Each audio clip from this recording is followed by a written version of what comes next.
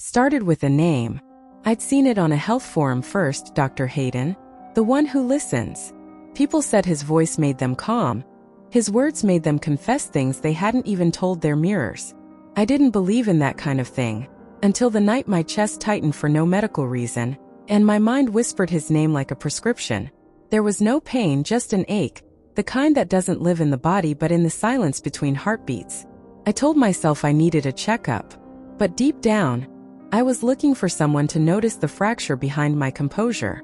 When I called his office, the receptionist's tone changed when she heard who I was booking with. Dr. Hayden has a unique way of seeing people, she said.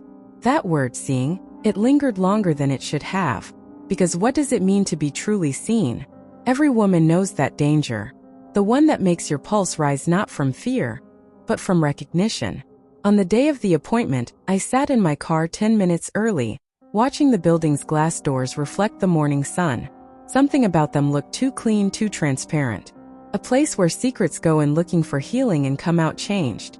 I didn't know whether I wanted to be cured or discovered. As I stepped inside, the air smelled faintly of eucalyptus and quiet confidence. There were no clocks, just soft lighting, soft music, and that unnerving kind of silence that makes you aware of your own breathing. My hand brushed against the sign-in pen. It was warm, as if someone had just used it. And that's when I felt it, that small, unexplainable shiver that lives between curiosity and danger. I remember thinking, he's just a doctor. But the truth is, I wasn't drawn to doctors. I was drawn to the possibility of someone who could read what I didn't know how to say. And maybe that's how it always begins, not with lust, not with love, but with the illusion that someone might finally understand what's wrong with you without you having to explain. They called my name, and in that instant something inside me shifted, like the first breath before a confession. I stood up, smoothed my skirt, and followed the voice that would soon know more about my body than my mind ever dared to admit. They say the first symptom of obsession isn't touch, it's trust. And trust was the first thing he prescribed. The first time he examined me, it wasn't his touch that disarmed me, it was his focus. He didn't rush. Every question felt like it carried a hidden meaning. Does it hurt when you breathe deeply? He asked, and his tone made me breathe deeper than I ever had before. He had that rare quality, he made silence feel safe. As he guided me through the routine, his voice softened the edges of my anxiety. It was as if he understood that my pain wasn't just physical, that sometimes discomfort hides where words can't reach. When he asked me to describe where it hurt, I realized I wasn't sure. Not because the pain was gone, but because his presence had replaced it with something else. Something warm. Something dangerously close to comfort. I remember watching how carefully he wrote his notes, deliberate, graceful, almost tender. He never looked at me the way men usually do, and somehow that restraint became the most intimate thing about him. Attraction often hides in the space between what's said and what's withheld. Days later, I found myself making another appointment. The excuse was a follow-up, a harmless check, nothing serious, but I knew better. There's a kind of ache that isn't medical, yet it demands attention all the same. And somehow, I believed he was the only one who could diagnose it. When he entered the room this time, the air seemed heavier, aware. He greeted me with the same calm tone, but I caught the faintest flicker of recognition in his eyes, as if he remembered more than he should. We both pretended we didn't notice. This visit felt different. I was the one who lingered, the one asking unnecessary questions, stretching moments that didn't need stretching. I wanted to feel that same safety again, that quiet electric closeness that had nothing to do with health. He stayed composed, professional, yet there was something unspoken in his pauses. A kind of emotional mirror, reflecting back everything I was trying to hide. When our eyes met for just a second too long, he looked away first.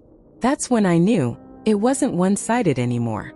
But he stayed within the lines, and that made it even more powerful. Sometimes the most magnetic connections are the ones that never cross the line, because the mind fills the space the body can't. When the appointment ended, he said softly, "You're recovering well. Try not to overthink what your body feels. It remembers stress longer than you realize." But I knew what he meant, even if he didn't say it outright. He wasn't warning me about my body. He was warning me about us. Healing and longing often share the same language. The difference is who's listening. He looked tired that day. Not the kind of tired that sleep fixes, the kind that sits behind the eyes, quiet and old. When I asked if he was all right, he didn't hide behind his usual composure. He exhaled and said, "It's been complicated at home." That pause hung between us like a secret waiting for permission. He told me his marriage had become polite, a careful routine of shared space and missing connection. "She respects the schedule," he said, "but not the silence." It wasn't gossip, it was something heavier, rawer.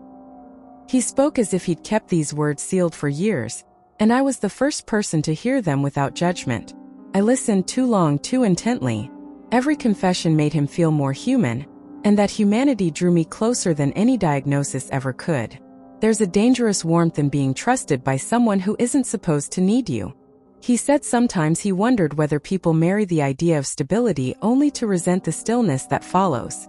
I knew that feeling. The way love can start as shelter and turn into suffocation. Our eyes met, two people who understood emptiness a little too well. Then his tone softened. "You probably didn't come here to listen to my problems," he murmured. "But I did. I wanted to. Because every word he offered was a piece of him no one else seemed to have. That kind of sharing feels like intimacy even when it's only honesty." He thanked me for listening, but the gratitude in his voice carried something unspoken, a current neither of us named. We both knew that this was where things should stop, and that was exactly why it felt impossible to end the moment. When I left his office, I caught my reflection in the glass door. I didn't look healed. I looked changed, like someone who had crossed a line drawn in the mind, not the room. The car ride home was quiet except for the echo of his voice, that single sentence replaying. Sometimes connection just finds the wrong timing. And I realized he was right. Timing isn't always measured by clocks. Sometimes it's measured by how fast two people forget who they're supposed to be. There's something about the way he speaks that rearranges the air around him. Slow, deliberate, certain. By now, I didn't just listen to his words. I waited for them. He had this quiet dominance, not loud, not forced, the kind that made me forget I had a choice in how I felt. Each appointment became less about health, more about alignment, as if he was tuning me thought by thought, breath by breath. That day, I tried to keep my composure, but the second he looked up from his notes, I faltered. His eyes didn't demand, they invited. And somehow, that invitation carried more authority than any order could. When he asked me to sit, I didn't just sit. I positioned myself the way he wanted, unconsciously mirroring his rhythm, his breathing. He started noticing my smallest reactions, the way my voice softened when he praised me, how my shoulders relaxed when he said my name. He didn't exploit it. He orchestrated it. Every word was a slow recalibration of who held the quiet power in the room. "You overthink," he said gently, almost smiling. "You let emotions drive you until they drain you." It wasn't criticism. It was diagnosis, intimate, precise, disarming. And I let him be right because it was easier to trust his certainty than confront my confusion. He never touched me, never stepped too close, but somehow he was everywhere. His voice lingered even after he left the room, like a scent the air refused to let go of. It wasn't love yet, not even attraction in the usual sense, it was gravity, the pull of composure against chaos. I caught myself dressing more carefully before our sessions, rehearsing sentences I pretend were spontaneous. And when he asked, "Why do you smile when you're nervous?" I felt seen in a way that left no room for defense. Every woman knows that kind of danger, the one that feels safe until you realize it's not. He wasn't just healing me anymore. He was shaping me, rearranging what I thought strength meant, what attention could feel like. When he spoke, I found myself listening to the pauses more than the words, because in those pauses I could hear my heart trying to catch up. And I knew deep down that something irreversible had begun. Outside, the evening sky had turned the color of old wine. As I walked to my car, my reflection followed me in every window. Composed, calm, but no longer mine. I started timing my week by the space between our sessions. Nothing in those days felt real until I saw him again. Messages from friends went unanswered. Work blurred into background noise. Food lost its taste. But the moment he spoke my name, everything sharpened into focus. It was as if my world had narrowed to the sound of his voice. He noticed, of course. "Your energy changes when you're here," he said one afternoon, studying me in that measured way of his. I wanted to deny it, but my pulse betrayed me. It always did. He smiled slightly, the kind of smile that isn't warmth but comprehension. He understood the effect he had, and that knowledge gave him quiet command. He began to direct our conversations more deliberately. Sometimes he'd pause just long enough for me to fill the silence with confessions I hadn't meant to share. Then he'd repeat a phrase I'd used, softening it, turning it into something almost poetic before handing it back to me. Hearing my own words reshaped in his calm tone made me feel contained, owned, even though he never said anything that could be called possession. I told myself this was trust, not need.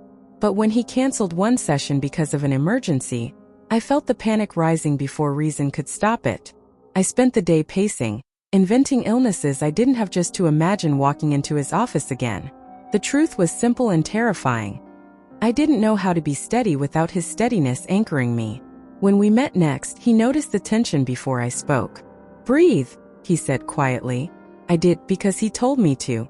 The air between us felt heavy, charged with unspoken recognition.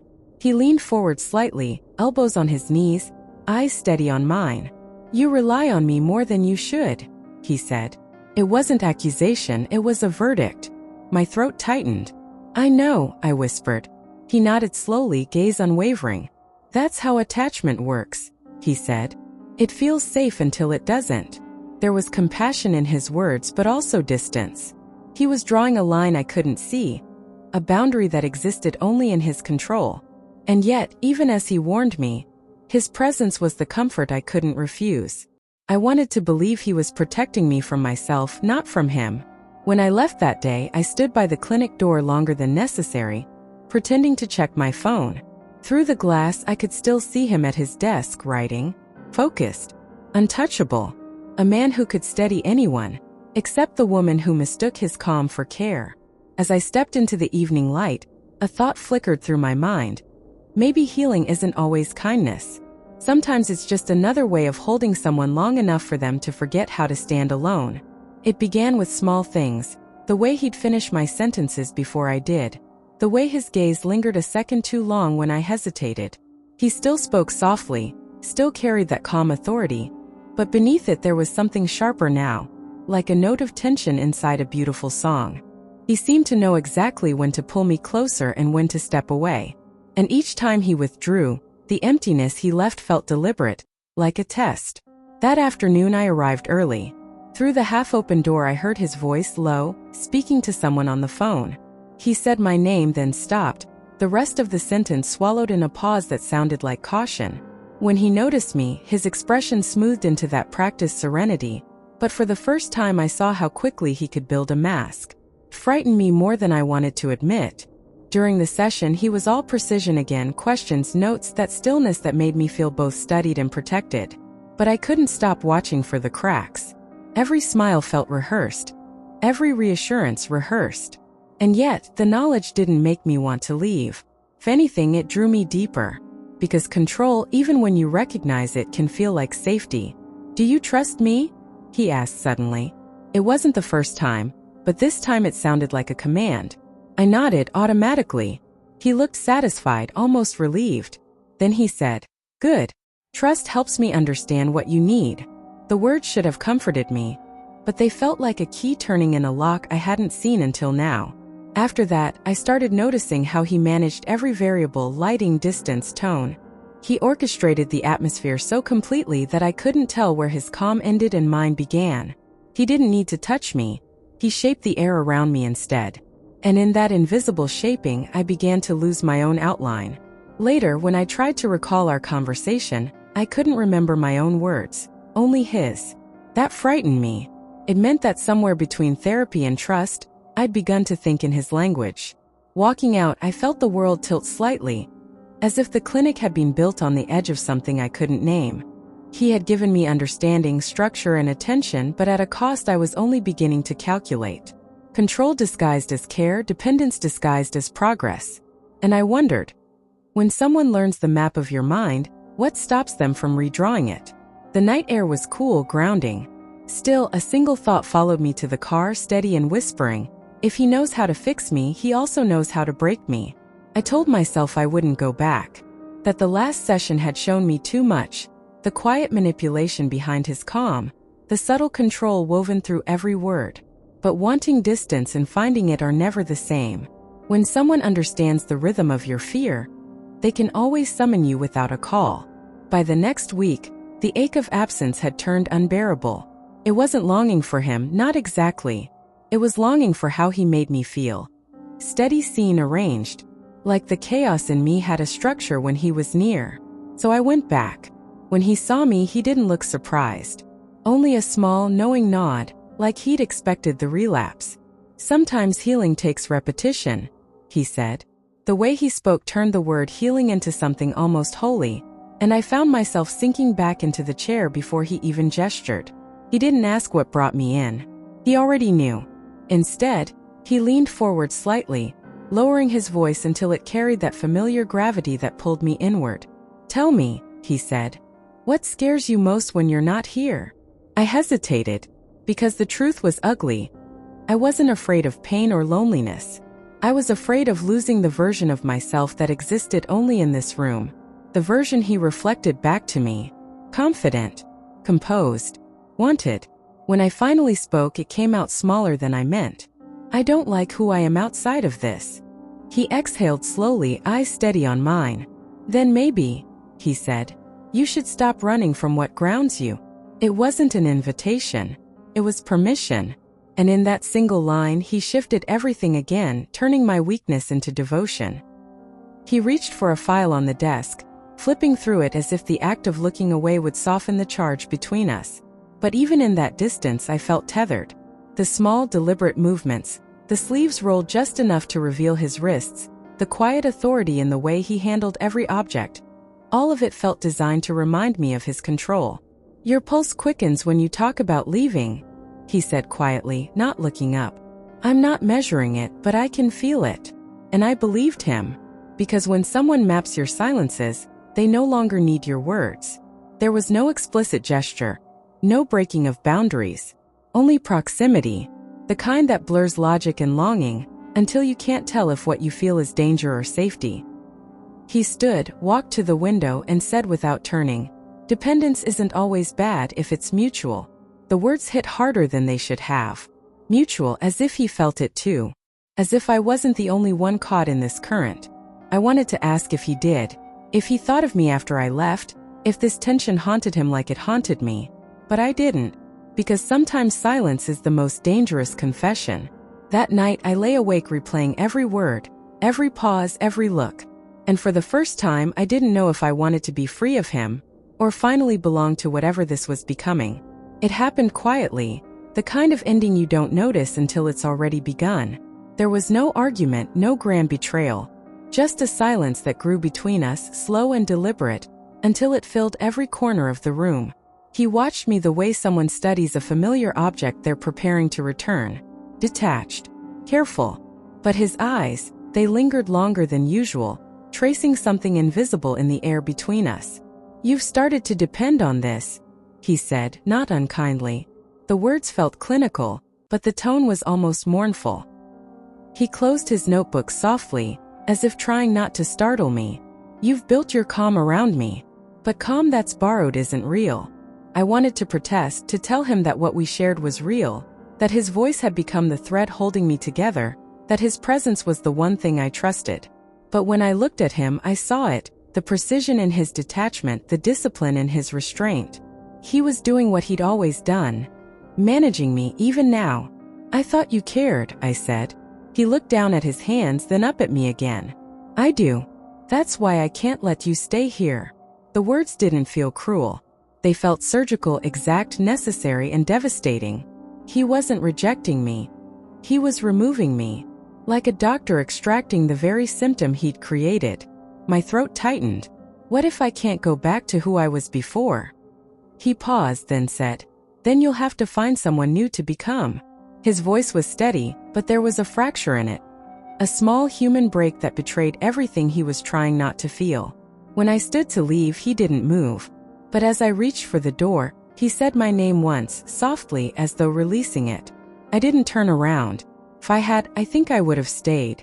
Outside, the city looked different. The air felt heavier, louder. Real in a way it hadn't for months. Every sound was sharper. Every step a reminder that I was walking without the gravity of his voice holding me steady.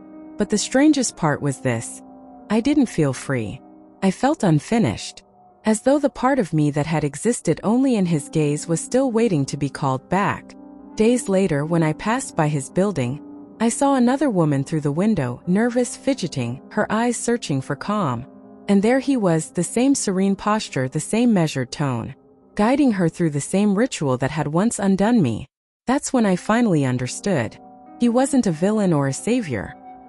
He was a mirror, one that reflected every woman's hunger to be understood, and every man's quiet temptation to be needed. I walked away before he could look up. Because healing isn't about breaking free from someone else's hold. It's about reclaiming the parts of you that wanted to be held in the first place. You know, we don't always fall for people. Sometimes we fall for the way they make our chaos feel calm. That's what he did. He didn't offer love, he offered clarity. And when you've lived long enough in confusion, even control can feel like care. But that's how it starts, isn't it? With the softest gestures. Someone listens too well, remembers your smallest fears, gives you words you've never been brave enough to say aloud. You start to believe it's connection when really it's dependence in disguise. What he gave me wasn't evil. It was intoxicating. And I took it willingly, because being understood feels like oxygen when you've been gasping for attention. We call it chemistry, but sometimes it's just a carefully balanced equation of need and presence. He became my mirror, reflecting only the best, softest version of me, until I mistook his reflection for my own identity. That's what emotional control looks like at its most dangerous. It doesn't demand, it invites. And you step closer thinking you're choosing when you're really surrendering. But the truth I learned is simple, and maybe that's why it hurts. Love that requires you to shrink isn't love. Healing that demands dependency isn't healing. And no one, not even the calmest, kindest voice in the room, should become the anchor that replaces your own. I still think about him sometimes, not the man but the version of me that existed when he looked at me. She was fragile, yes, but she was real. And maybe that's the point, to remember that vulnerability isn't a flaw to fix. It's a doorway back to yourself. So if you've ever found yourself drawn to someone who feels like safety but slowly becomes your oxygen, remember this. The most seductive kind of power is the one that makes you forget you're free.